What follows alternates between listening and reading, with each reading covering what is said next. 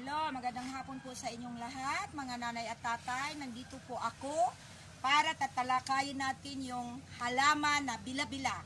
Ito po ay ituturo ko sa inyo. Halik kayo.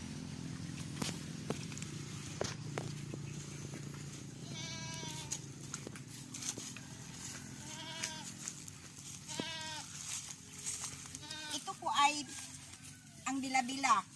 Ito po ay gamot po ito ng UTI.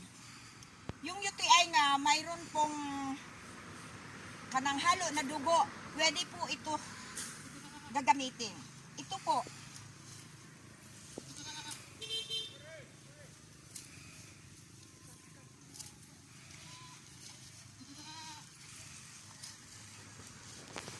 Ito na po ang bila-bila nga kinuha ko kanina. Ito po ay hinahati ko ng 4. Ito po ilagay ko sa nagkulo na tubig.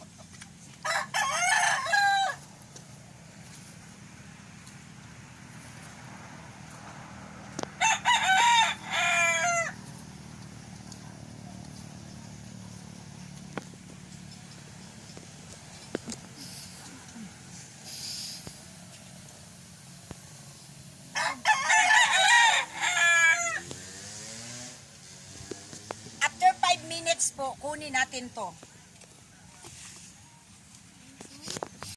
Ito na po ang bila-bila na kinuha natin kanina at pinakuluan. Ito na po ang color niya ay parang dilaw. Ito po, gagamitin nyo ito 3 times a day.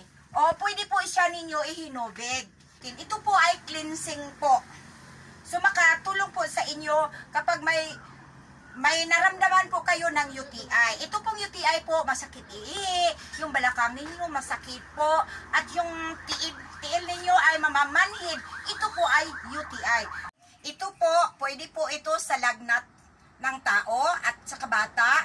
Pwede po masakit ang ulo nyo. Ito po, iinumin lang po ninyo.